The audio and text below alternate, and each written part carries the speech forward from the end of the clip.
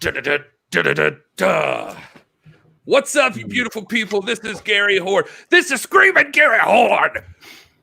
And this is Pro Wrestling, podcast celebrating the past, present, future, history, legacy, and tradition of the greatest sport of all time, pro wrestling. And I'm here with, on drums, it's Will Martin. What's up? What's and up? I'll probably really reverse the order because Will actually plays bass and reels. And but slapping the bass this evening, slapping the taste out your bass is the Doctor of Funk. Boom, boom, boom, boom, boom, boom, boom. That was fire, boy. Man, you sound like every kid that just learned how to play bass at Guitar Center. Man, I'll tell you what, I just expected something a little more funky out of you for air bass. Like just you can do anything you want. You can do anything you want, and you chose like the elementary song. I wrote this one. Funko-matic. Boom, boom, boom. Funko-matic. Funko-matic. Ow. Boom, boom, boom. How about that? I would tell you, it sounded a little like Heard It Through the Grapevine at first. That's what I thought you were going with.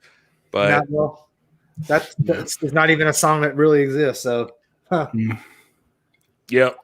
All right. Well, welcome, everybody. Welcome, Woodland Goblin, Dave, Scooby, DJ Duck is back. Good to have you, my friend. And also so many others. Thank you for joining us. Jedi Warrior in the building. Everybody watching that's not in the chat, you can join us on YouTube and jump in the chat or on Periscope or on Facebook or any of the places. We got a lot to get into. It's the midweek review, and there's already so much that's going on in the world of professional wrestling. So we're going to hang out here with you for the next couple hours and just leading into your big shows for the night, AEW Dynamite and NXT. I would have thrown a hat because my forehead is just broadcasting its own signal here. And I don't. Do you guys see that? What is that? That joke, man. I'm telling the kids to get their popcorn, pull the car up. It's like I'm a digital Gorbachev. Look at that. I don't know what's going on there. There's your new screen name. All right. Well, I guess we won't waste any more time. Let's now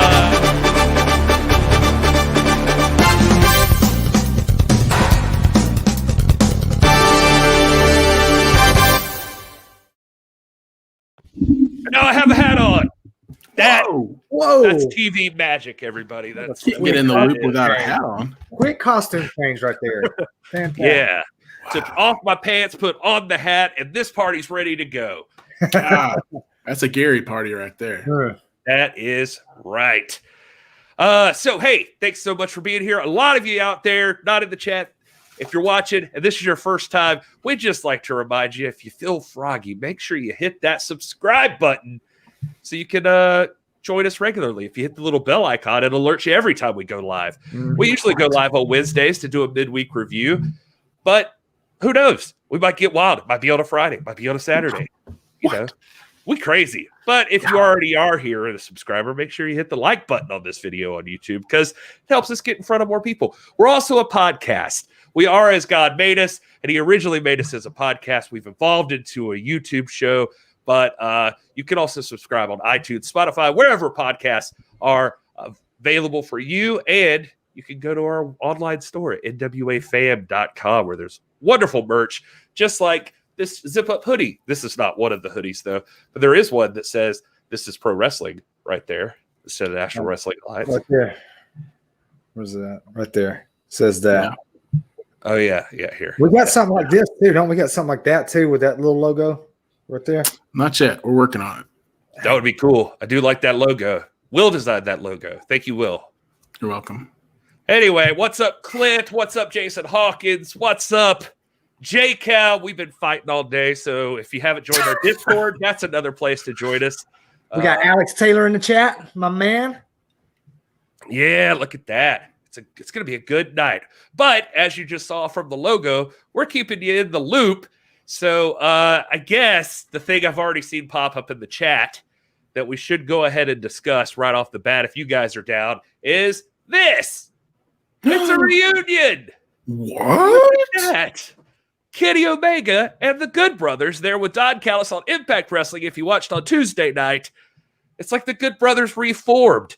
What's happening in wrestling? And now not only did they reform, if you watched Impact Wrestling, what ended up happening is their Machine Gun Carl Anderson had a match, and he ended up rolling to the back. He was fighting not Alex Daly. He was fighting Chris Sabin, I believe. And then they went to the back. They were battling it out. And then Luke Gallows showed back up. He'd been out for a little while, and he came back, and he started fighting. Then Rich Swann showed up, and he super kicked Gallows in the face. And then out of nowhere, with one of those, like, slippery when wet signs, boom, right across the head. It was Kenny Omega, and he was there. He was sick of seeing Rich Swann prance around with the title. He said, you might be the champ here, but when you're in wrestling, you're in my world. And so there he was. And then they challenged the three of them. So now we have at Impact, Hard to Kill, Saturday, January 16th. Kenny Omega will be joining the Good Brothers, and they'll be taking on Rich Swann and the Motor City Machine Guns. So that is going down. Fellas, what do you think? So, Gary, you're telling me right now that something that happened in another promotion in Japan, in Ring of Honor, years ago, that was very popular, a stable of people, and they went their separate ways and they did their own thing. You're telling me now on another promotion, they're reuniting? That's right. Weirdly enough, that doesn't happen in pro wrestling. Can't be, because one of them's the AEW champion. There's no way that one champion. Why would he even be on Impact? It was super weird. You're making stuff up. Yeah, I know. It's not on the Onion. The AEW guy was on Impact Wrestling to reform a stable from New Japan to take on these other guys. So I'm sorry. Next, you're going to tell me that an NWA title is appearing on Dynamite or something. Will never happen. Will never happen. Okay. My mind's blown. But no, in all seriousness, I love it. I love, all joking aside, I love the continuity. It makes me so excited. I love that it's something that people can sink their teeth into immediately because there's history there and everybody knows it and nobody's ignoring it and acting like it didn't happen. And so it's an alliance that I can believe in, no pun intended, that they would form and start a group and be united against common enemies. And so I'm super excited to see where that goes. When is that Hard to Kill? That's in January or February? It is actually coming up January the 16th, if I'm not mistaken. Yes, January the 16th on a Saturday night. Yeah, man, I might have to check that one out. I haven't watched any Impact pay-per-views. I don't think ever, unless it was like a replay. But yeah, that's enough to get me excited about it. I'll tell you that. Rob, is this possible? Could this be real? Can wrestling promotions cross over like this? Is that a thing? It almost seems like that most promotions out there, most important ones at least, are accepting the concept of cooperation and the idea of meta promotions, or almost something analogous to a territory thing. I'm not going to say just like it, axiomatically just like it, but very similar. What I'm excited about here is, and I saw J-Cal mention it in the chat already, Motor City Machine Guns, man, they are one of the great tag teams. Chris Sabin, former Impact, I'm not going to call it a world champion, but former Impact champion, and Motor City Machine Guns, they were active at the time that the British invasion were active, Desmond Wolfe and Magnus, when they were doing their thing as a tag team back in those Impact TNA days. So it's neat to see that the longevity is still there, the relevance is still there. Of course, Machine Gun, Carl Anderson, and DOC, Luke Gallows, they are a treat to see every time. They're entertaining. They're very athletic. And Kenny Omega, with this new attitude, I think is going to be one of the hottest commodities, if not already one of the hottest commodities in the world. I said it again the last two shows. That's the missing ingredient. I mean, it's not like he's never had attitude before, but now it's there in full measure. And I'm really pumped about the direction of this.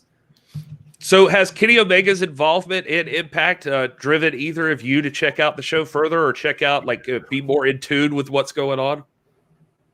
Oh, yeah. I mean, I mean, I don't mean this to sound,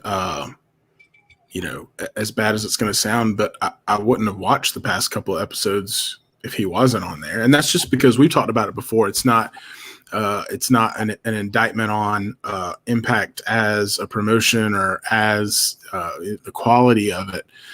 It's just that, we kind of each have our preferences, and I prefer, Ring of Honor and AEW and those. And so I have to kind of pick and choose. I don't watch any WWE or NXT either. So it's not about the quality of it, but because there was that crossover storyline, it was immediately interesting to me as a wrestling fan, because that's just such a new and exciting thing. No matter who you are, no matter what promotion is your promotion or that you're a fan of, you need to tune in to see like what's going to happen, and to see how they're going to do it. And so that I've definitely tuned in because of it.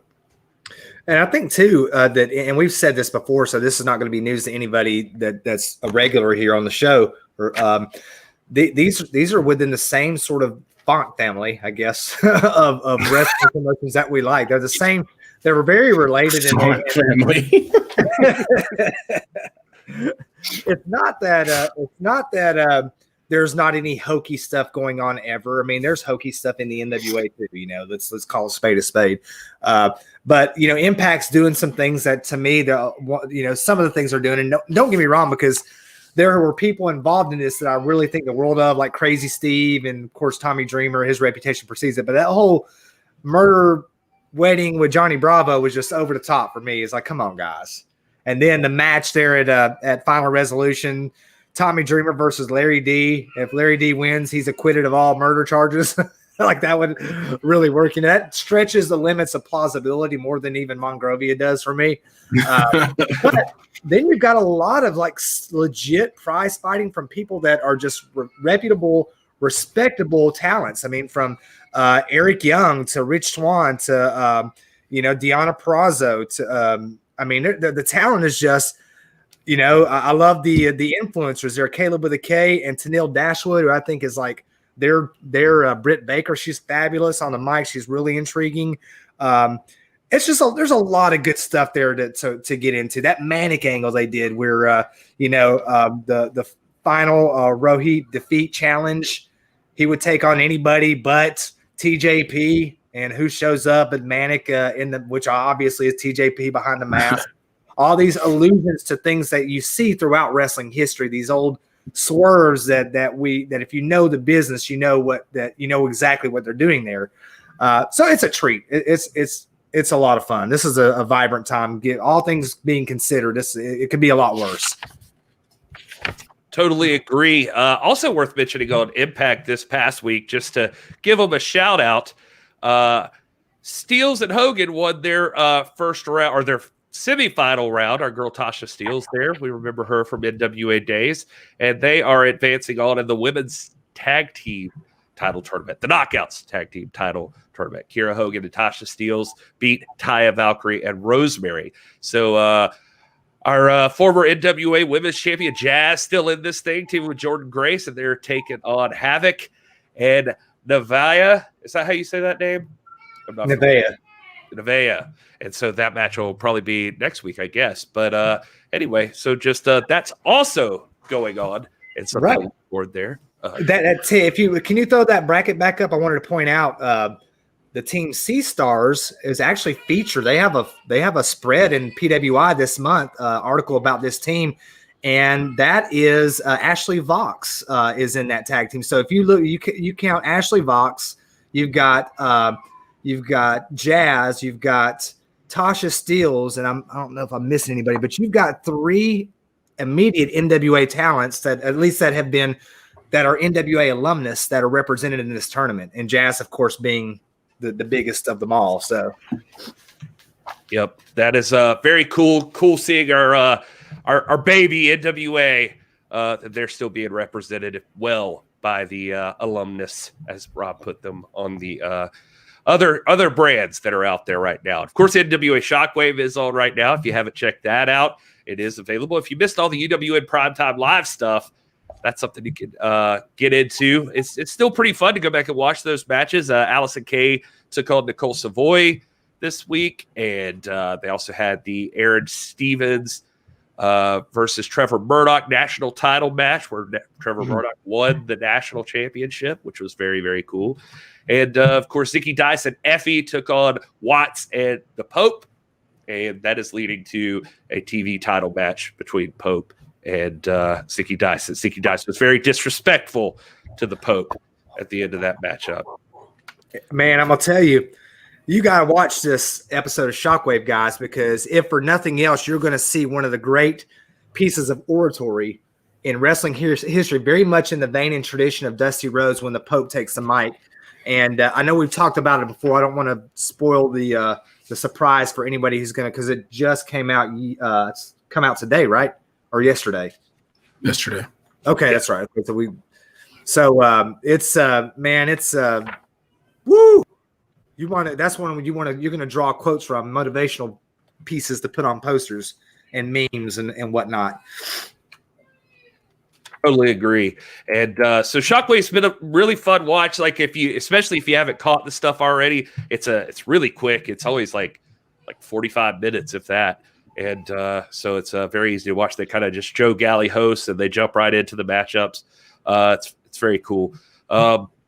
And see a lot of talk in the chat about like Jedi War talking about hoping to see Trevor Murdoch show up somewhere else. So that would be cool. I'd like to see any of the NWA talent pop up anywhere else they can right now. And just like Nick Aldis did in Grimsley, Tennessee this past week. So defended the World's Heavyweight Championship against Flying Brian Pillman. No, it's just Brian Pillman Jr. So I don't think he goes by Flying.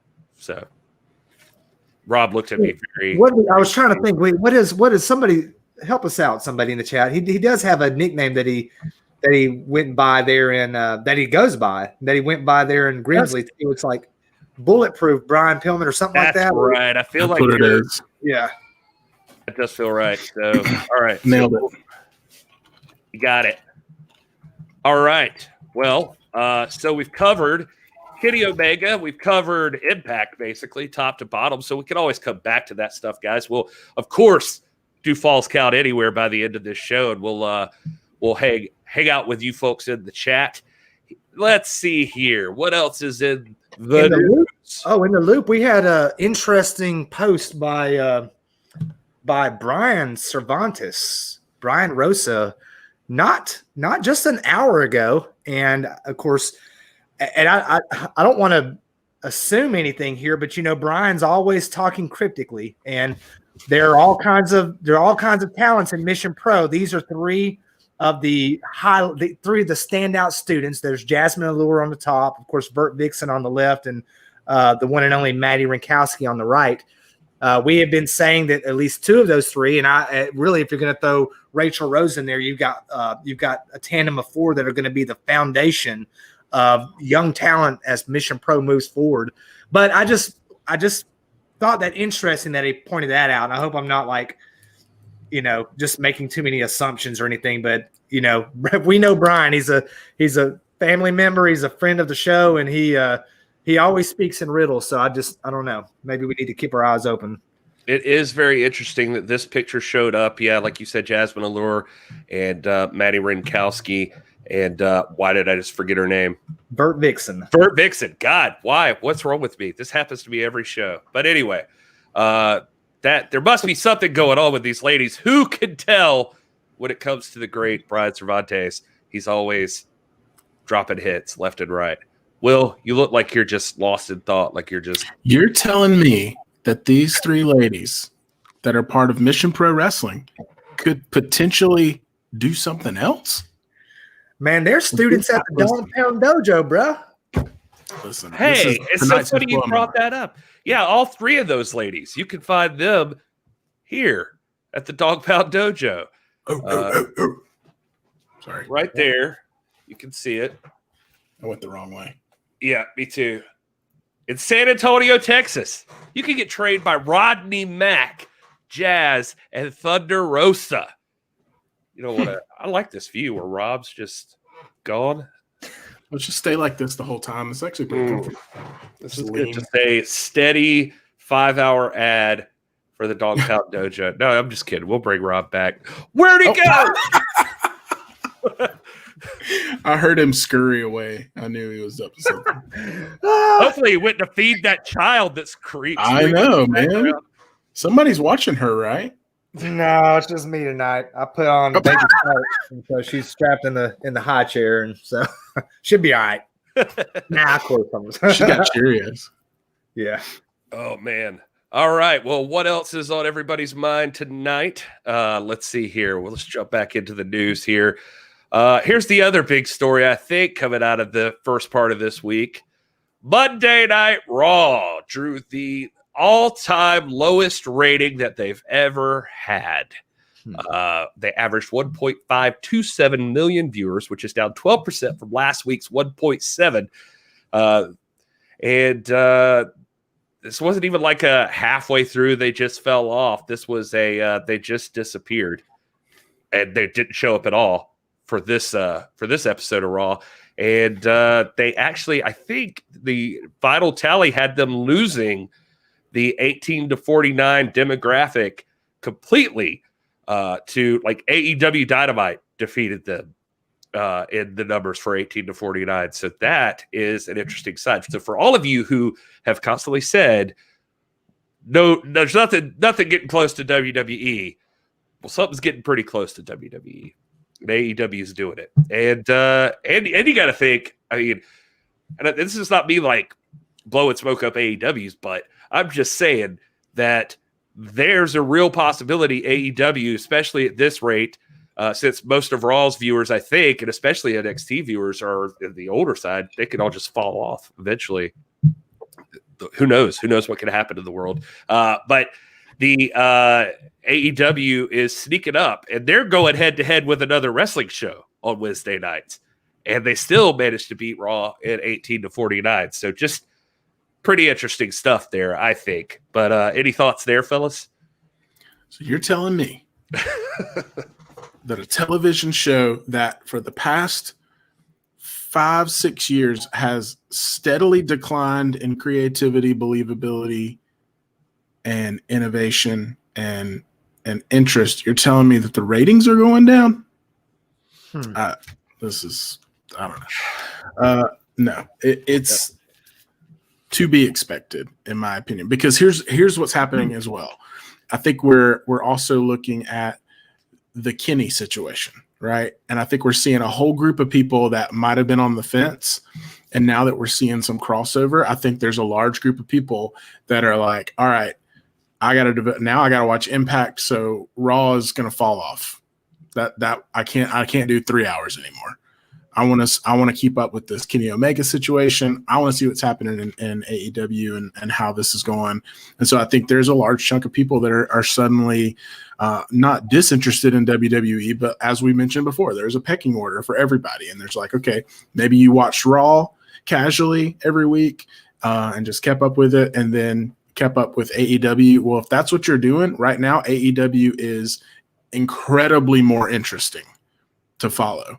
And if you're going to follow that, then you got to keep up with Impact. So that's another. So, naturally something's just going to fall off your radar.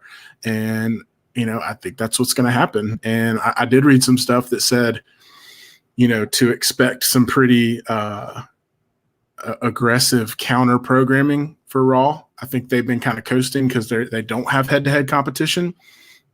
And so my hope would be that maybe they would shift gears a little bit and kind of ramp it up and make Raw a little better in light of this, because now they see that it's not just competition for NXT on Wednesday night. Now this same group of fans, the same people that are crossing over and watching different stuff, they're on the fence about whether or not to keep watching Monday Night Raw. And that's what they're going to have to deal with. So I think they got to take off cruise control and they got to start putting together some compelling storylines that make sense to true wrestling fans and try to pull some of that audience back. Yeah, I'd be interested to know what the if they've got numbers there for NXT, the actual head-to-head numbers, because I think Front Row would agree. Although I find AEW much more compelling right now, NXT of all the WWE products, all of the brands seems to be the most coherent and most oriented around championship fighting.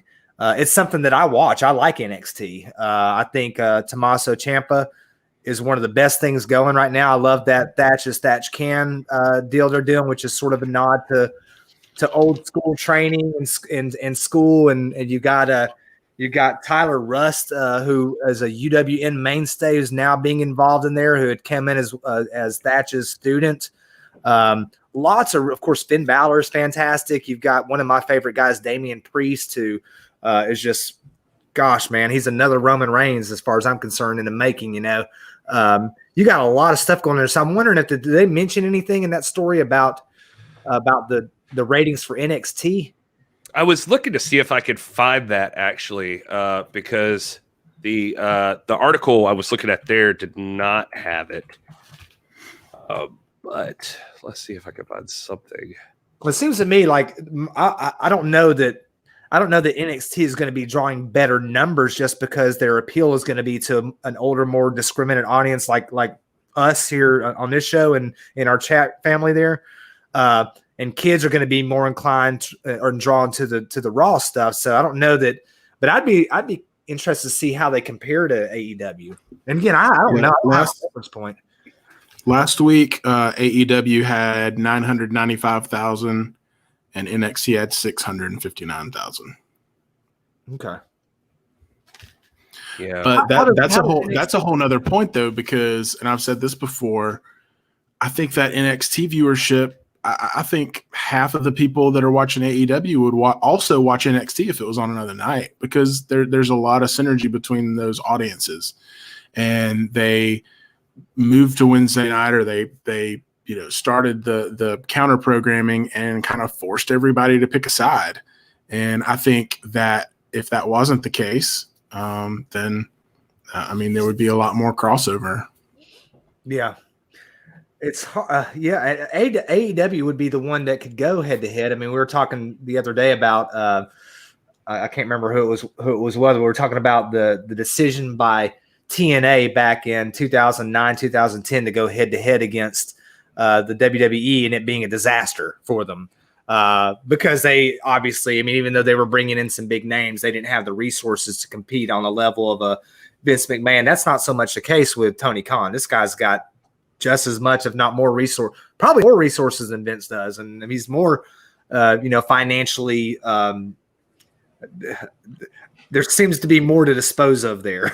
And so, but it sounds to me, if those numbers are correct, and I don't have any reason to believe it or not, that AEW is holding its own against all of those products. So, yeah, Jason Fight pointing out that NXT's top viewing demographic is 50 plus. AEW regularly beats NXT, and now, and especially in the 18 to 49. I think when they've had those moments where they flip flopped, I think AEW stayed on top in that demographic.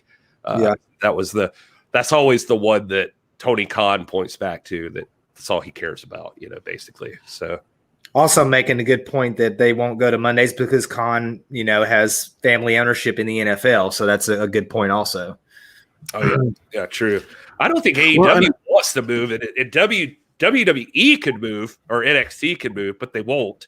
And let's not forget that AEW launched, and despite some of the cheap shots they've taken at WWE in promos and stuff like that, they've been pretty clear, that they didn't intend to create the Wednesday Night War. They announced Wednesday Night Dynamite, and then promptly NXT decided they were going to start a live show, and they started it like a week or two earlier than Dynamite was supposed. It was just it was WWE reacting to AEW, not the other way around. Mm-hmm. So I think that's important. So I don't think that Tony Khan and AEW are trying to go head to head. I think they just want to create a successful wrestling promotion. And if there's, stiff competition on Monday night, they're not going to go to Monday night. That's not smart as a business to do that. And so he wants to be a smart business as well as a good wrestling promotion. So I don't see them ever like actively going to try to go. Even the pay-per-views on Saturday nights, like they're not going head to head with any WWE pay-per-views, even if they fall on the same weekend. It's so I just don't see AEW as the one that's trying to go head to head. I think it's all reactionary from WWE. Yeah. Oh yeah. I mean, well, AEW had the night in the first place. I mean, that was just where they were going. Right. That's all WWE is just playing games. I don't think they want. I mean, think about if NXT wasn't there, like the numbers potentially that AEW could be pulling in right now. And so, I mean, that's basically the point you're making. And but it's interesting to see. I don't know why WWE so petty. Vince, baby. Here's the other thing I will talk about just for a brief moment is that one worry I have is something you talked about, Will. We're talking about Monday Night Raw. You said coming up WWE booking, you pointed out, going to be reactionary to what's going on right now, to dropping to the lowest rating of all time for Raw. That worries me more than anything, actually. Yeah. Like, I wish that I felt confident that was, I mean, you gave the one side of it being like, maybe they'll wake up, maybe they'll just start some great booking. But I don't know, man. I just feel like that's going to, like, what does that mean? Where's Vince going to put that blame that's what I'm curious about. Like, does he think it's Drew? Does he think it's like, strip the title off Drew? Like, let's give it to The Miz? I mean, clearly he does. Come on, Vince. Anyway, I'm just saying it's interesting to think about like what he thinks is the problem. If he's still got any grasp on what that could be. Yeah, I'm just kind of curious where he's going to go with it. Maybe he'll reignite Gilbert and take a shot at Shmini Oshmega, and they'll have their own knockoff. Poking fun. I don't know. You never know. And Vince is so much older now and less, what's the word? Less tactful, less. He doesn't have any boundaries anymore. So who knows, man? I was trying to be positive about it, but it scares me too. Yeah, I mean, the thing is like. NXT's not bad. Like, NXT's got a lot of good stuff going for it. So it's not that the creativity is not in the company somewhere. It's just, I don't know. It feels like there's no consistency in Monday Night Raw. If I'm this in our Discord today, so you can see me stumbling over my words because I'm trying to find the way to softly approach the subject without sounding too critical. But again, that's not punching down. This is WWE we're talking about, so I'll just say it. Raw is tough, man. I started the Fastlane podcast with Monday Night Raw because I'm like, I don't blame anybody for not sitting here for 3 hours and watching this show. It is not great. And then you realized to do the show, you had to watch the 3 hours, and you were like, "What have I done?" Canceled after one episode. I justify that with the. I watched the Hulu version, which is an hour and a half, and it's also while I'm doing other stuff. It's just on in the background, so I get my basic notes of what's going on. But if you haven't heard the podcast episode of the Fast Count today, or for Monday Night Raw that I posted like yesterday, it's I mean, I go into detail about it, but it is like literal stuff. Like Bray Wyatt is just hanging out in the middle of the ring, talking to his puppets at ringside. And I don't know, you mentioned Monrovia earlier, Rob, but I'm like, I don't know, where's the cutoff here? Like, I just need to know, it's like Bray talking to someone in the back, like, come out here and stick your hand up these puppets' asses and sit at ringside and like wave them around for a little while. Or like, are we supposed to believe this is like some spiritual thing we can all see, or that these are a species of creature that are hanging out? Because the superstars are like interacting with them in the back too. Like, if you thought Matt Riddle's character right now could not be booked to be more annoying, well, watch him interact with Ramblin' Rabbit, and it is and get him to autograph a carrot. It's terrible. It's just not good. And then the whole scene where, I mean, like Bray is hunting for Randy Orton, and he sees a dark room with a rocking chair with a spotlight shining on it. So of course that's where he should sit. And so he goes there, and Randy Orton attacks him from behind and throws him in a box, pours gasoline on it, and lights it on fire. Yes. And if you didn't see that Raw, you might imagine this is a pretty big deal. Randy Orton threw Bray Wyatt in a box and murdered him, set him on fire, and I bet you're thinking, like, what did the announcers do? Well, let me tell you what they do. And I quote, and this is literally the tone. Michael Cole goes, "Oh no, Bray Wyatt's in that box." It's like, yes, Cole, he's killing him right now. He's murdering him on live television, and you're all just watching. But don't worry, he's fireproof, because then the feed just comes out and puts Orton in the mandible claw. Anyway, I just spoiled Raw for you. There you go. That was the fast count, ladies and gentlemen. You're welcome, for free, right here live. Yeah, we'll just cut that part out. We'll post it on the audio. Yeah. So anyway, I will shut up about Monday Night Raw unless you've got something to add, Rob. I know that that's your favorite show, so I didn't mean to crap on it the whole time. Yeah, right. I mean, it's like Bray Wyatt too, because I really like that guy, and I think he has so much to offer. And I don't even mind the Fiend gimmick. I think it's kind of, I like horror, and I think it's frightening, to an extent. But then it's just like, come on, man, we're really venturing out of the realm of simulated combat sports, and now it's just strictly cartoon, and that's when it no longer becomes a product that I recognize. I can stomach Monrovia, because it is, like we said it before, it's a reworking of the traditional parts unknown, guy under the mask. I mean, hidden identity. I mean, all that kind of stuff. I can stomach that, and they pressed a little bit, and kids got into it, but it was never like you think back to 1985, 1986, when Dusty Rhodes is getting jumped in the parking lot. I mean, there were people that they almost got arrested. You know what I mean? I mean, like, the Four Horsemen almost went to jail for that, for real, because people thought that was legit. They sold it. It looked convincing. There was a real rivalry there that was, hey, this is coherent. I can see this happening in the real world, and there were consequences, but they stopped short of killing him, and they never.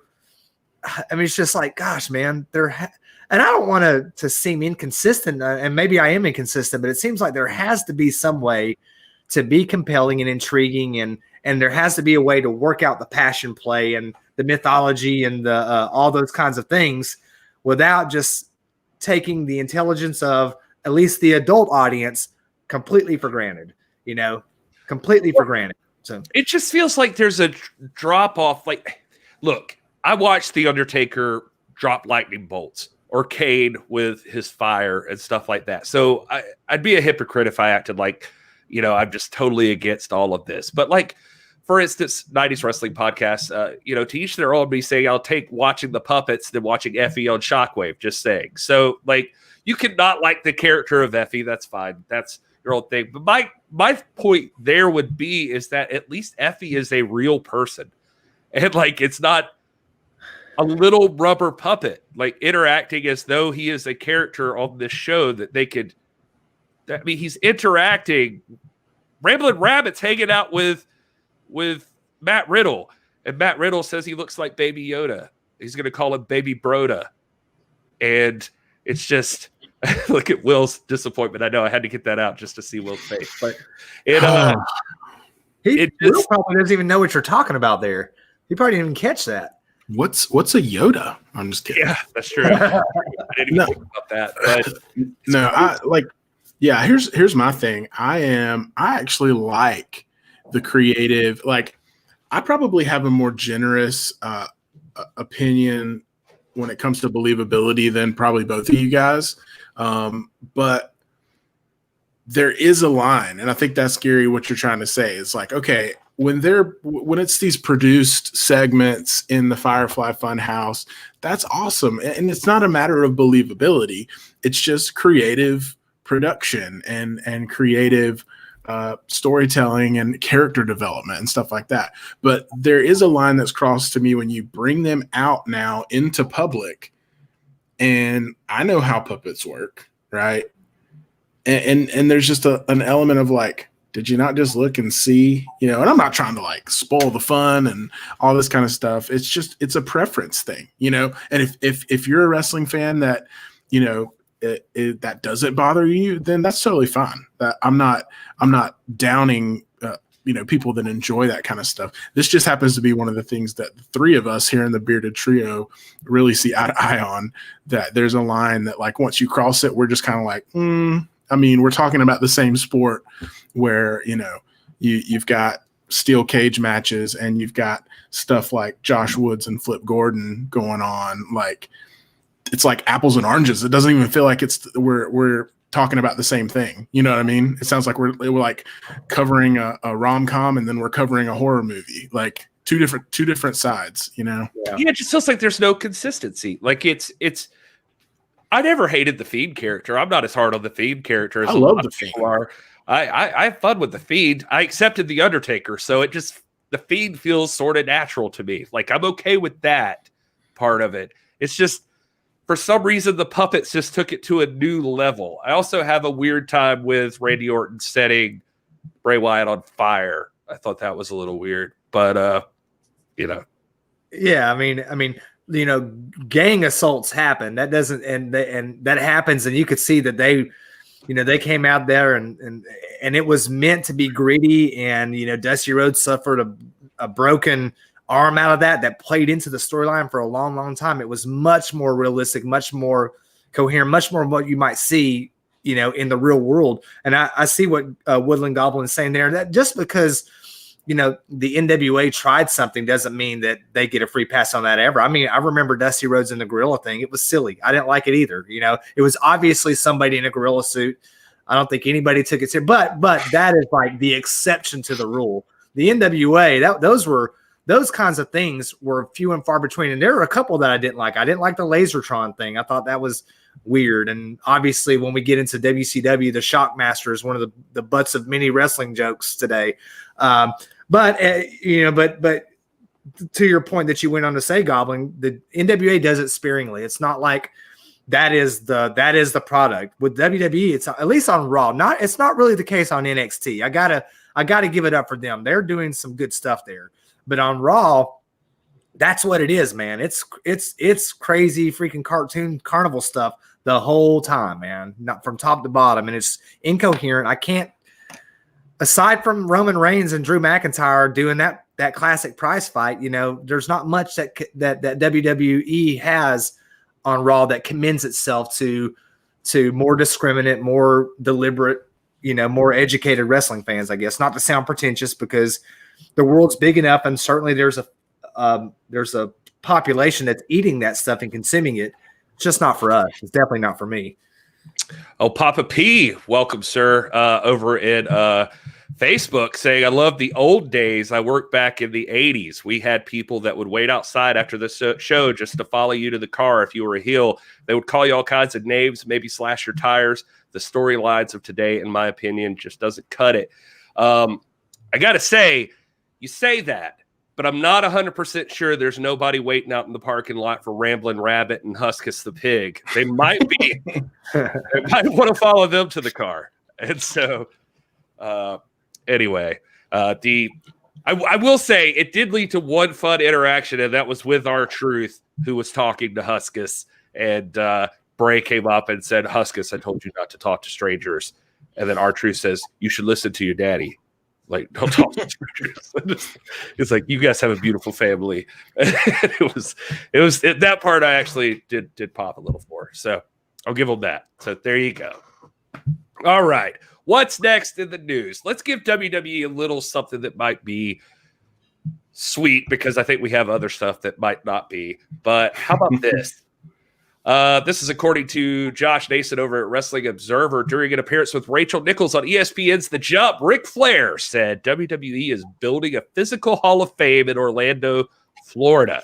And talking about his gold robe for which the new Adidas, Damian Lillard, Ric Flair sneakers were inspired from. Flair said WWE had actually bought the robe for the Hall of Fame, but that the construction of it was being delayed due to the pandemic.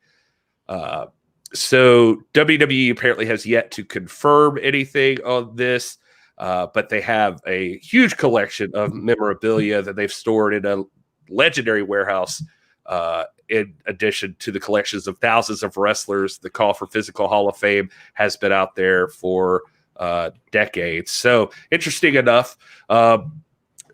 Flair saying there will be a physical Hall of Fame. I've always liked that idea. Mm-hmm. WWE Hall of Fame is a little, it's controversial, like on who gets in, who doesn't, that sort of thing. Just like with any Hall of Fame, I guess. But how's that make you feel, fellas? I like it, man. I would love to go. I mean, regardless of how we talk about the WWE consistently or anything like that, I mean, Gary was raised a WWF fan. There's always going to be connections. I'm always going to keep up with what's going on in WWE. I'm always going to hope that despite our criticisms, it gets better. I would never wish that the WWE would go away. I think they have the potential to be the proper, ambassador of professional wrestling to the world, and they have the connections and they have the talent and they have the know-how. And that's why it frustrates me so much when we talk about these storylines, because I'm just like, it's like when somebody that's got like limitless potential that they just don't use any of it.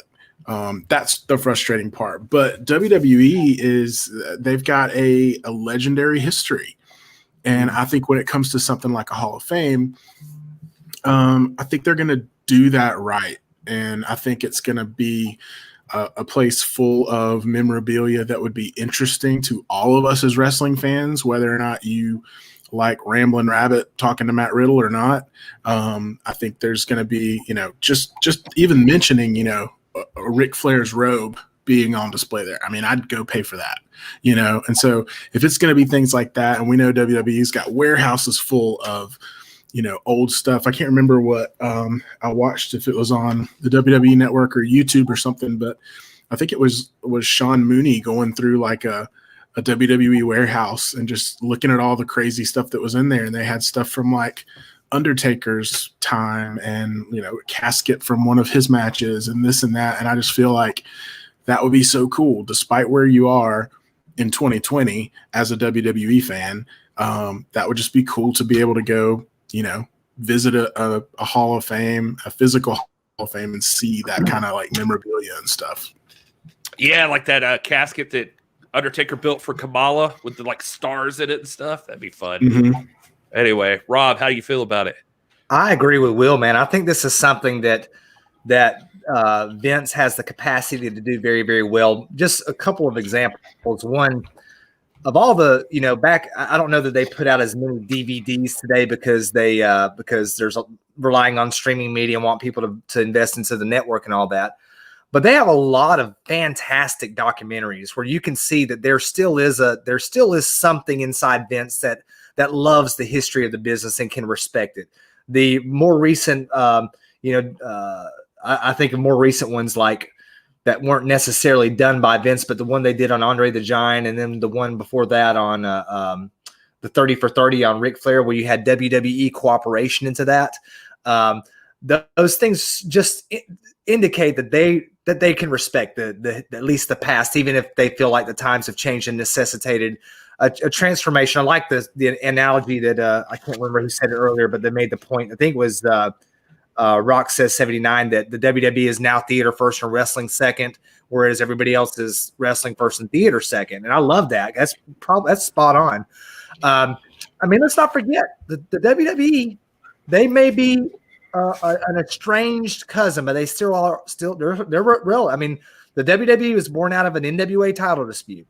January 24th, 1963, Lou Thesz defeats Buddy Rogers in one fall, not in 2 out of 3 falls. And certain promoters up north refused to recognize that change. You can find that almost word for word on Wikipedia if you Google it right now. Because they refused to recognize the title championship on one fall rather than 2 out of 3, the WWF was born. And and you had there a good several years where there was some some confusion about who was the true lineal champion. And so, I mean, they're relatives, they're wayward cousins, wayward sons, as it were. And but Vince does have an appreciation for history, and even if he doesn't, I know Triple H does. Triple H has that original 10 pounds of gold hanging in his office because that's how much he venerates that championship. He has a personal friendship with Nick Aldis, the current champion. It's, there are people there that have the resources, they have the stuff, they have a sense of history. They know that they're still, if maybe the younger demographic is enjoying the live programming, the older demographic is going to love the history, the museum, the Hall of Fame. So if he's doing this, I think he's fully capable of pulling it off. And if he does, this might be something that can really reinvigorate his legacy among prize fight fans like us today. Yeah, I agree with you. I know that Triple H has that respect for it, so I have hope in all of that. Jason Fide in there asking just to jump off WWE for just one moment. Right now, this is the part where you usually lose some of you. Don't blame me. Had to go over to MLW. Have you guys been checking out MLW? You have any thoughts on MLW and what they've been doing? I've been keeping up with it a little bit. I know when we were in Tennessee last week, we watched that last episode and watched it together, and it's good, man. I can get into it. I dig the talent there. I'm into this Leo Rush match that's coming up. The return of Hammerstone tonight. So Gary, Hammerstone. I'm surprised that Gary's not just disappearing and going to watch that, but I'm sure you'll be watching it later. See ya. Hammerstone's calling. But yeah, I'm MLW is definitely in there in the mix for me to each week to, as I have time, make sure I put it on and try to start keeping up with those storylines more and more, especially, we've obviously been exposed to Brian Pillman Jr. a lot lately, and he's pretty active in MLW, apparently not as active as he is in AEW these days, but he's still a part of things over there. And so I'm getting to know some of the talent over there just from watching, and it's definitely worth watching and keeping up with. Yeah, I get made fun of it, but I'm a big fan of this Opera Cup tournament that's happening right now. Tom Lawler's taking on ACH tonight in the semifinals. Whoever wins that's going on to face Low Key in the finals. And Hammerstone's back. I think who else did I see was on there? I think LA Park's on there tonight. So just some cool stuff over there. MLW's got a cool vibe to it. We're having a discussion at our Discord, which you guys should check out. And while I'm talking about it, make sure you hit subscribe. All right. Anyway, so the vibe in MLW is just different. It was one of the things I was thinking about. I got into a conversation with somebody about Impact that I didn't feel like, even with this crossover with AEW, that Impact had much of a different vibe than at least with Ring of Honor. We could talk more about them because I know we're all fans of Ring of Honor, but Ring of Honor's got a cool vibe or a cool, just different atmosphere about what they're doing with their wrestling. And MLW is like taking place in that nightclub that they're at right now. So it's just kind of a cool look, at least, even if you can't have fans and that sort of thing, it's just kind of neat to watch. I feel like a lot of companies are doing that right now. So anyway, Rob, did you have any thoughts on MLW you wanted to throw in there? No, I liked it. I like the tradition of the Opera Cup. The lesson you gave a few weeks ago on it appeals to someone like me. I know it appeals to people like Will too, and probably most everybody in this chat tonight. The talent's good. There's a lot to commend itself. We like Will said, we got to watch the most recent episode together in Grimsley, and it was fun, man. We saw some really good promos. And there was one promo I can't remember. Was it Leo Rush where we were just like there was like 2 minutes of two or 3 seconds of silence after that. We're like, dude, that was freaking good, man. It was Tank. Is it Calvin? Oh, Calvin Tankman. Yeah, Calvin Tankman. He cut a promo right after his opening match in the show last week, and it was just one take, and he nailed it, man. I mean, he was still pouring sweat, coming straight from the ring, out of breath, and just killed it. And we all kind of looked at each other, being, lifelong wrestling fans. We were just all kind of like, damn, that was good. Like we didn't expect it to be as polished and really well delivered. And that was one thing that got me kind of hooked. We kind of looked at each other because it got quiet. No one wanted to acknowledge it first because we didn't want to get bullied by the other two, which happens a lot with us. So we were just like, we were kind of getting signals like, that was, Will, I think Will was the one that finally was like, hey, that was good, right? We're like, yeah, that was great, man. It was good. It was really fantastic. Thanks, Jason, for the MLW topic, and Kevin for hanging out. Sorry, go ahead, Will. I'll say this too. I mean, just talking about promotions, I'll try not to name drop, but we did have the privilege last week of hanging out with a wrestler or two that has been around. How you doing? And he was telling us that the best advice he ever got was from Dusty Rhodes, who said, you can be good, you can be bad, or you can be different. And I think MLW, Ring of Honor, and AEW, there's something about each of those that's different.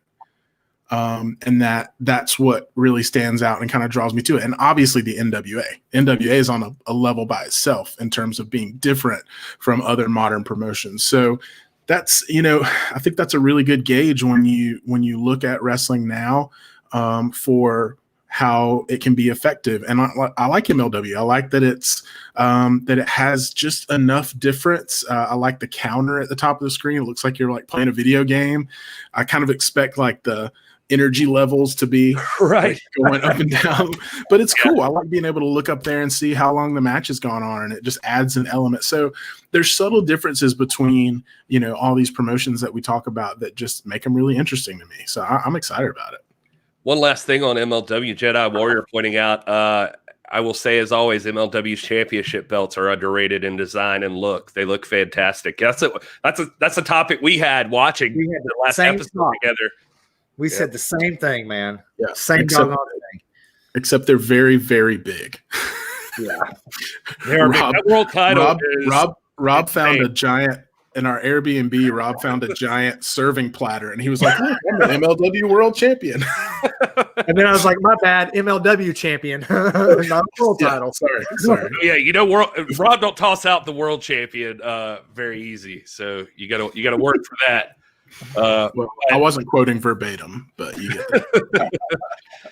Oh man! But speaking of differences, though, let's just, guys, since we're on the subject, we're talking about another show I have been recommending over and over again to people. If you haven't been watching it, it's free on Fight TV to watch. Ring of Honor is killing it right now. I think it's one of my favorite shows to watch.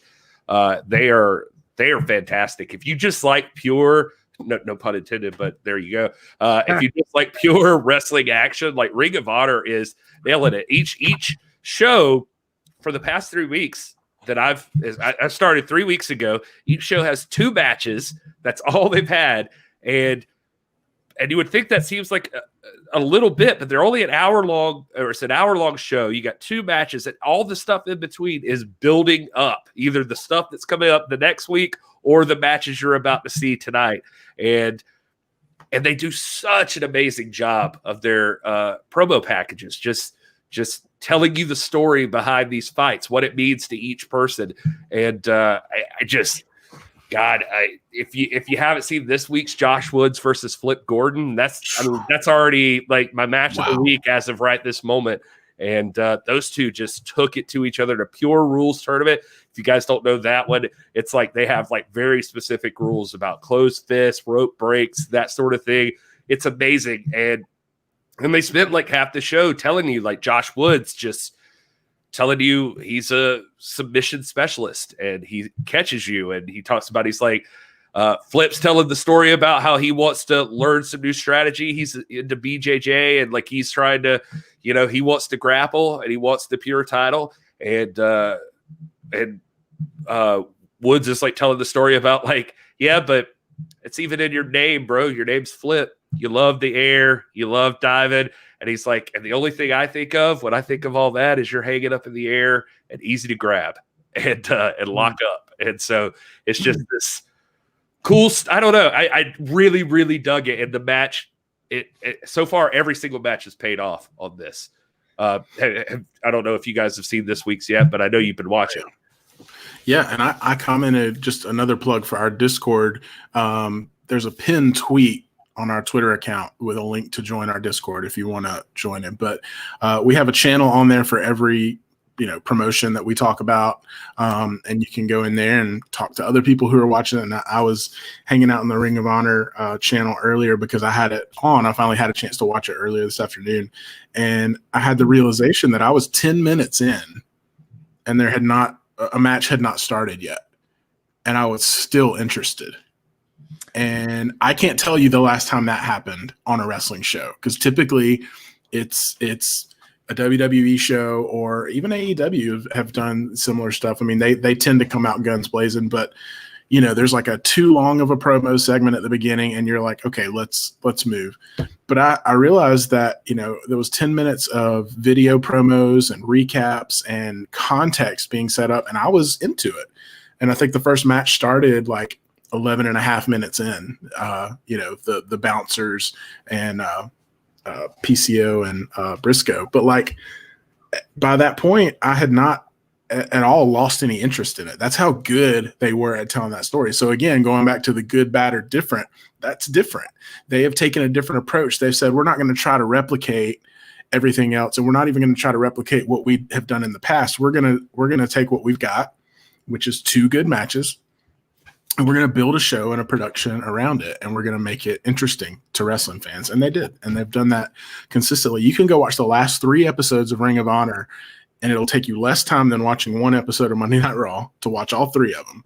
And I promise you, you will become a huge Ring of Honor fan if you haven't watched those yet. So, and you'll feel like you got something out of it, and that you'll remember the matches. How about that? Like, when's the last time you remember like what happened on last week on Raw? Like, you just forget week to week. Sorry to jump in there, but that's another thing that stood out to me is like, I remember all 3 weeks that I've watched so far of Ring of Honor. I'm like, oh yeah, this guy fought this guy, and this, like that whole thing. That's cool, man. Also, worth it to point out that both matches this week are not like blood feud grudge matches. They're just like 2 there's a tag team match and a singles match, and in both matches the guys all respect each other. They both like shake hands before and after the matches. They're both let's just see who's better. Yeah, they do. For those of you who haven't jumped in on that, I mean, they do such a good job. They're sort of like boxing style vignettes where they're spending a lot of time. It's almost like a documentary, setting up the history and the context and why this is worth watching. That's one of the things they really do well. They do take time doing it, because you're looking at 2 matches. Most of the matches have 20-minute time limits, and they eat up most of that time. But even in a situation where Ring of Honor is built around the Code of Honor, so you've got some feuds there. But a lot of times they're really good about cutting past the whole babyface heel thing. I mean, you can have a mean guy as mean and nasty as still go in there and respect his opponent and shake his hands afterwards, which is really cool. I like the fact that they put stats up there on the side, statistics and the win-loss records, and they paint a little bit of historical context. Like this guy's has, like, for example, we have PCO 14-3 in Ring of Honor tag matches. They threw that up there. He's about to go into a tag match. We've got Briscoe, who's 3-2 in tag matches, and he's tagged with 4 separate partners over the course of in tag matches without Jay Briscoe. And among his partners were Paige, Daniels, Bully Ray, and Necro Butcher. And so you see that there's something that's not quite there, that hasn't quite clicked without Jay. Just little touches like that. The matches are all very solid. To give you credit, Rob, jumping in there, you said that last week. I was making fun of it at first, like just how silly the stats were. But I had to take that back, because after you pointed it out last week, I was watching this week and I was like, oh no, every single one of these stats, they relate stats. Every single one of these stats, they relate specifically to these matches. Like they're very important to what's contextually to what's going on right this second. I can't imagine who keeps up with this crap. Yeah. And you got, again, over the last 3 weeks, you've had 6 matches And with those 6 matches, they paint a lot of context, and then they fill in stuff that you might not have seen to build up for what's shaping up to be an amazing pay-per-view on Friday. Final battle, Brian Johnson versus Danhausen. I mean, Danhausen, we haven't seen Danhausen yet on Ring of Honor since we've been watching him, but Brian Johnson's talking about how Danhausen, why does he get this contract over people who working just because they're 52-year-old guys that live in their mom's basement that think he's cool, he gets a contract. And, you build some credibility. Then you got, the Foundation versus Mark Briscoe and PCO. The first time you've ever had a pure tag team match is in this particular pay-per-view. I mean, you've got everything is relevant. And you've got the pure title match and the the Ring of Honor title match in this. I mean, it's stacked, but they do a good job with little airtime to build a very, very, very appealing pay-per-view event coming up. So, it's pretty, I'm stoked about it, man. I wanted us to do a live watch of it, or at least, I mean, you guys still can, but I got plans with the wife and Christmas stuff, but stoked for Friday. I wanted to cover that Final Battle pay-per-view. I really wanted to do a live watch and a recap and all that stuff. Maybe we can still do some kind of a recap, but I'm excited to see it. I'm going to watch it either way, but they've already sold me just in these past few weeks. Jason Fight did ask a really cool question in there. I'm just curious what you guys think so far in the time that you've been watching it. Like, who would you say Ring of Honor's like top star is? From what I've seen? Yeah, I guess. I guess that's all we've got to go off of right offhand. But from what I've seen in these 3 episodes, and it's not everybody because they haven't been able to get everybody because of COVID to be there. But to me, Brody King earned a title shot, and he's of the people that have appeared the past 3 weeks is kind of top of the food chain in my mind, because obviously that the Ring of Honor title is the top prize in the promotion. And so he's got a title match Friday night. So that's a pretty big deal. I think Josh the Goods Woods has been the most prolific wrestler that I've seen. Running up the ranks for me in general as a wrestler, like just wrestling. He's on a level that I've never seen him on before. I think I said this last week, but I remember when he debuted in Ring of Honor and was just very promising. But I haven't watched Ring of Honor a lot in several years. And now to come back and to see what he and Flip Gordon both, I mean, they were both completely green when I first started watching Ring of Honor. And Flip was this clean shaven, pretty boy, flippy dippy guy. And now he's, what's his name now? The Reckoner. What is it? Comes out with the gas mask on. I totally forgot. I just watched it. Mercenary? Is that what he's Mercenary? Yeah. So, I mean, he's evolved. Josh Woods hasn't necessarily evolved or changed his character, but he is just on a different level in the ring and on the mic. I mean, his promos are so believable because he doesn't seem like he's putting on a character. Like, he seems like he's just a fighter and he's talking, and his background's MMA and that fits, his character, I guess. But yeah, I mean, he's been the most standout to me, Josh Woods. You got to think, obviously, PCO is a big deal. Roosh is huge. Roosh may be the most important guy. This revival of the Kingdom, I think, is a big deal because Matt Taven has been a mainstay in Ring of Honor for a long, long time, and he's been a consistent guy in that promotion. And as far as like tag team players go, even though they're not tagging, there's a little friction there, which makes for an interesting story going into this pay-per-view. The Briscoes, man, are money. They're so good on the mic.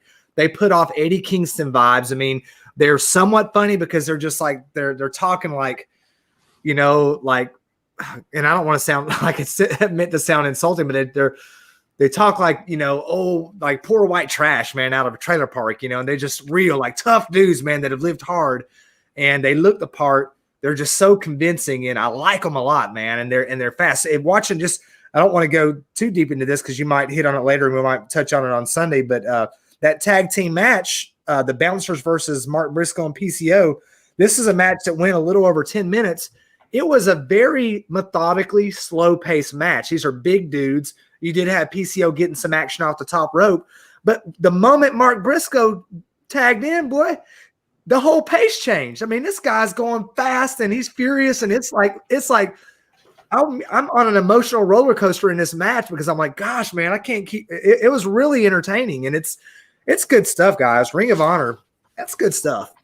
They're nailing it. They're on a whole new level coming back here right now. They've stepped up their game. It feels like big time, and maybe I just missed the boat earlier on or something, but I'll be honest, I had Honor Club at one point. They finally got to a point where I was just coming out and saying, I mean, I kind of got like a little bored. Like I didn't care as much. And like watching it now, my God, like I could say I was looking at Honor Club prices today. I was like, maybe I should get Honor Club again. Cause Honor Club, like Ring of Honor is like my favorite wrestling to watch, I think, right this second. And they're good, man. And you guys all bringing up the names you did. One thing I was sitting here thinking is like, they may be the best at having and like an ensemble cast of characters. Like they just have a bunch of guys that I feel like at any point you could throw in any spot, like just between guys like the Briscoes and PCO and Brody King and the Kingdom and Roosh and all of that stuff. It's just like there's all of these people like Flip Gordon and the Josh Woods. Like you could see any two of those people matched up against each other, and it just would make sense. Like it doesn't. I don't know. It's interesting. Yeah, and the fact that we all had such different answers to that question and named so many different people shows you the difference there. You know, I mean, the ones that came to my mind initially. Sorry, Will, was Gresham and Jay Lethal. I stepped right over them, and I didn't mean to because they're another two that I think are amazing athletes. Gosh, and then you got other guys that are in there that are like so compelling too, like Vincent, man, Bateman. These are guys that the Righteous team that they got going, it is just really, really, really, it doesn't stretch the limits. You know, you're not going to see these guys in a wedding that's going to end in a attempted murder. You're not going to see anybody like dematerialize. They're just scary dudes, man, who who have kind of a spiritual bent. Vincent gives off these Rob Zombie vibes, and he comes out to that. What's that? The murder monster or the horror monster or something like Horror King or something like Horror that. King, yeah. Horror King, yeah, man. He's just cool, man. This is a cool dude, and it's fun, dude. I can't. And I would say of all of these promotions, even though we're seeing NWA talent consistently on AEW, which I think is fantastic, and Impact has that, our champion Nick Aldis has deep roots in Impact, and that's, there was a time when Impact was sort of the rebirth of the WCW, as it were, with their the reemergence of Hogan and all that stuff. Probably the promotion out there that is going to feel most like home to us is going to be Ring of Honor, because there's this constant interaction. There's been interaction with them over the last couple of years. Are all friends. I mean, they all respect each other so much. They're all in constant dialogue and in conversation with one another. Excuse me. I don't like to talk about booking and stuff like that, like we're smart to it or anything. And I don't really like to use worker language because I'm not a worker. But this is a well-booked show. It's a well-managed show. It's well-written. And the talent, the ensemble cast that Gary mentioned is tops. It's so good. Yeah, and I think this is another example too, just as Jason mentioned in the chat. It's different strokes for different folks. I mean, I prefer to have kind of a smattering of talent like that, where I can sink my teeth into every level of the card, so to speak, as opposed to a promotion where there's a clear, okay, Kenny Omega's the guy, and nobody, like, he's the guy, and everything else is going to be a little bit less exciting. I kind of like that. Again, that's a difference that sets them apart. So I feel like from top to bottom, I'm a lot more invested. I'm getting just as excited about the bouncers as I am, Josh Woods or Jay Lethal or these guys who are, would be more top tier on the card. And so to me, that says a lot about how their stories are told and how their production goes. And I like that. But, again, different strokes for different folks. Yeah. So we spent a lot of time. Let's see. Well, okay. So we could throw into J Cal real quick. We don't leave this guy out to dry since we've been feuding today. I'm not trying to be insulting, but do you think maybe Ring of Honor is so good has gone without good for such a long time? I don't think that's it. I think it's like legitimately good. I feel like have been happy with this like a year ago, but I mean, you guys can speak to that. I don't know. I mean, go ahead. I think it's a fair point, and I'm not going to act like that's not a factor. Yeah, it's been a long time. It's been months since we've had power, since we've had, wrestling with fans, which creates naturally just a lot more excitement. And so, yeah, it's really the first thing that I've gotten excited about in this, empty arena era that we're in. Aside from, some of the AEW story arcs and stuff like that, and some of the title changes and debuts like Kingston and Ricky Starks and stuff like that. But yeah, I think that's totally valid. I don't see that as insulting. I think you're just revealing another layer of it. I think it does. It has become more prevalent for me personally, and I think for us, because there is a lack of other things to watch. So I think that that's definitely a big part of it. I'm reminded of a comment that was made right before the first Battle of Bull Run when there was some anxiety about two green armies going into battle, and Abraham Lincoln makes the comment that they're all green alike. Everybody's green alike. And the point I'm making, I guess, is that everybody is dealing with the same landscape, not the same resources, but they're dealing with the same, lack of ability to travel, restrictions on fan participation. Some jokers have teams or are able to get into arenas that can afford to space people out, and others can't. But Ring of Honor, I think their brand has stayed more or less intact with the exception of the fans. I mean, the players that we're looking at now, PCO, Roosh, Flip Gordon, the Briscoes, they're the same players still bringing the game that were there on the eve of the Crockett Cup, right before the world shut down. And you do make a good point, J. Cal. I think that in any situation, you've got a combination of things that are at play. You obviously have to have talent, and you have to have guys that can both work, talk, and convince you and sell. Then there's always a luck that's at play there. You've always got booking. That's that part that none of us have anything to do with. And you have just the lay of the land, the landscape. And, different promotions have had to approach this in different ways because of resources and because of all of those factors. But all things being equal, I think Ring of Honor has proven to be a legitimate, entertaining, very, very good talent. And when the world changes and grows and opens up and those circumstances change for everybody, you're going to continue to see Ring of Honor do what it's always done, which is put it out there, which is why Aldis shows up there, which is why the NWA works with them. I mean, they see eye to eye. I feel like the product there is good, and I don't think it's necessarily a feature of the fact that the pickings are so poor right now, because I do think that wrestling is very vibrant right now, even despite the circumstances. It may not be vibrant from a standpoint. We had a very great debate on here with Dave Marquez about the presence of fans in the arena and how that adds to it, takes away from, and it was a good, respectful exchange. But I think that like Roxas says, Roxas 79, Ring of Honor was good before COVID, and it's good now. It's adapted successfully, and if it's the case that our perceptions are just dulled somewhat, then our perceptions are dulled. That's the audience they have to play to.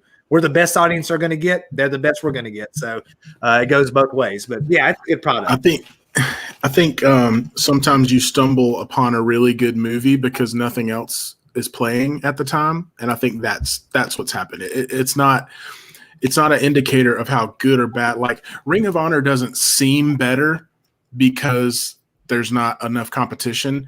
It's just that now it's more visible because there's not as much competition. So now we're being exposed to it more.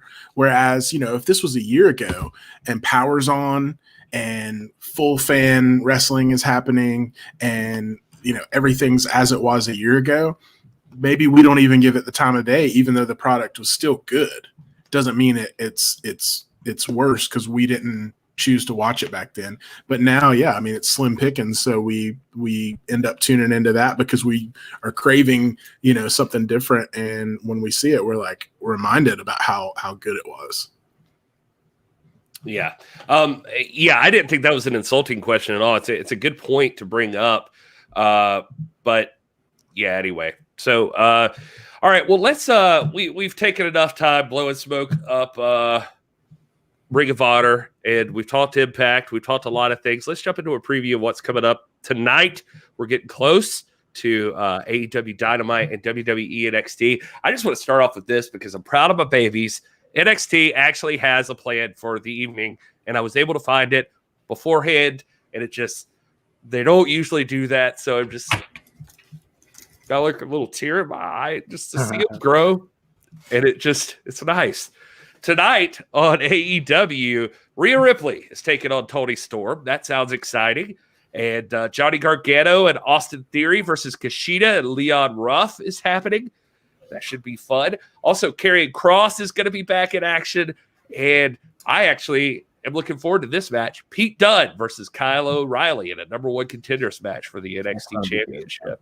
So those two guys could go. And I am excited to see them have a matchup. That's NXT for tonight. If you're looking over at AEW, they had to announce the change to the lineup. Something went on with Wardlow, Family Matter, nothing specified. It was going to be a big 14-man tag team match that he was going to be a part of. And they went ahead and just removed Brandon Cutler from the opposing team. So now it's a 12-man tag team match. Will, is this enough men in a tag team for you? Yeah, I don't know if I can handle that one, but not so fast, Will. The 12-man tag team championship is one of the most historic and only if it's defended under pure wrestling rules. Right, 12-man tag, pure wrestling rules. Well, tonight each man can only be tagged once. After that, everybody's out. Holy crap! You just sold me. That sounds fun. That sounds kind of fun. So once you're tagged out, you're out, right? Yeah, so you just gotta leave. About when you tag. Yeah. That's how, man. I think you just booked the territory for us here. The Inner Circle: Chris Jericho, MJF, Jake Hager, Santana Ortiz, and Sammy Guevara are taking on the Best Friends, Trent and Chuck, the Varsity Blondes, Brian Pillman and Griff Garrison, and Top Flight, Darius and Dante Martin. That is the 12-man tag team match that's happening now. Jake the Snake Roberts also tweeted he won't be able to appear due to illness. He says not COVID. And he just said these days we all have to be on point. Looking forward to seeing everyone in 2 weeks. He said, in the meantime, keep your eyes on Lance Archer for me. Hang on. So he said, okay. I was like, he said it's not COVID, but he'll see you in 2 weeks. There's like a quarantine period. Well, they take. I guess. Yeah. So sorry. I just thought, no, it's not COVID, but I'll see you guys after our quarantine. Right. You don't quarantine for a tummy ache, Jake. The other matchups taking place tonight. Well, you've got a promo by Sting is guaranteed. An interview with Dustin Rhodes. Eddie Kingston will be addressing his enemies. That's specifically how it's written. Eddie Kingston addresses his enemies. Could be anybody. That could be us. It could be. It ain't me. Well, it's not Rob. He's friends with Rob. Right. But SCU is taking on the Acclaimed. Our boy Max Caster from UWN. He's making waves in AEW now. NWA Women's Champion Serena Deeb is teaming with Big Swole to take on Eva Lise and Diamante. And Cody Rhodes with Arn Anderson is taking on Ed Helico with Jack Evans. Hangman Page, Alex Reynolds, and John Silver are taking on Matt Hardy and Private Party. And AEW World Champion Kenny Omega will be taking on Joey Janela in a no DQ match. If Janela wins, he ends a future shot at Kenny Omega's title. He will not win. isn't that the guy that Enzo beat up concert. I knew you were going to say that. So just so nobody ever accuses us of being huge AEW marks, I have a problem with this Kenny Omega, Joey Janela thing, and I get where it's coming from, but I have a very strong opinion about champions fighting in non-title matches, and we don't have to get into that here because Jay Cal and I are actually going to talk about that on Friday in the hot tag. So a promo for that. He and I are going to debate the validity and the use of a champion fighting in a non-title match. It's been something that's been done a lot lately. Just suddenly, I haven't noticed it until like the last month, but we had last week the Young Bucks. We were making comments about it. We were watching it in Tennessee. We were watching Dynamite, and the Young Bucks were in a match with TH2, I think, and it was a non-title match. But if they won, they got a title shot. And I'm like, I don't know, it just doesn't really compute with me. I have my logic breaks down, but this whole Kenny Omega, the world champion, fighting in a non-title match to see it's like a title qualifier or something. It's just weird because we know he's not going to lose, but if Joey Janela beats him tonight, how does that, anyways, it just breaks down in my head. So I just wanted to insert that in there so people don't think that we're just like shills for AEW and we don't ever critique anything that they do. And so I see there's no reason why Joey Janela should be taking on Kenny Omega in the first place right now. I mean, there's no, I don't know what the basis is. Not so fast. I'll be a hypocrite and tell you why. Oh. It's because Joey Janela had to drop out of the tournament. I think it was due to COVID exposure when they were having the tournament to find a contender, and he was supposed to go against Kenny Omega, and Kenny got through that tournament. So this is basically a replay of that, saying if he beats Kenny now, it gives him the clout to challenge for the title. So I get some of that. It's just the principle of a non-title match that gets to me. That's interesting, man. I'm glad you brought that up. I would have never figured that. I will give them credit. They usually do mention these things. Excalibur's pretty solid about bringing that stuff up and remembering the history of AEW to tell you exactly those things. But very, very cool. Well, we're getting close. It's almost time for the big Wednesday Night War. Anything you guys wanted to talk about before we wrap this thing up? No, man. Pretty Final battle Friday night. Stay tuned. Hot tag on Friday, and then we'll be back on Sunday. Yeah. Well, thank you everybody who joined us. We were going to throw it in the chat, but we've all got families, and we ran long talking about all kinds of other crap. We are extremely grateful for every single one of you. Thank you for being here. If you're watching and you're not subscribed already, make sure you hit that subscribe button on the YouTube channel. And at least hit that like button. Let us know you appreciated the show. And you can also, still looking for a last-minute Christmas gift, don't forget Dad's Balls. Manscaped.com. Promo code NWAPOD. Gets you 20% off and free shipping. I mean, maybe your own balls. I don't know. I'm not being judgmental. Anyway, and just don't forget about balls. We almost kept it PG up until then. So close. Now it's PG-13. Sorry. Anyway, let's see. Well, I will bring up this one last thing. James H. Jackson Jr. bring it up since he brought it up. Did you see on SC Scoop, Serena Deeb said NWA could possibly do television tapings as early as next month? She said it in an interview. She did. Is it safe for if that comes up there for us to say, we might have heard something similar at some point somewhere? Nah. No, we will not say that. So we're staying out of it. But interesting that James H. Jackson Jr. said something that might be floating around out in the ether somewhere. It's mind-blowing. Yeah. So, all right. Well, thank you guys for joining us. That's the Dr. Rob Stinson at This Is Dr. Stinson. That's the Will at Hey It's Will. And I am at This Is Gary Horde. We are at TIPW Show on everything. So come check us out. Follow us on all the social medias. Check out the podcast. It's out there everywhere podcasts are. And like I said, hit subscribe. Come hang out with us on these live shows, typically Wednesdays and Sundays, but that's going to bounce around. We feel like we're going to be looser about that schedule, depending on what's going on in the wrestling world. Again, thank you all for coming. But until next week, enjoy your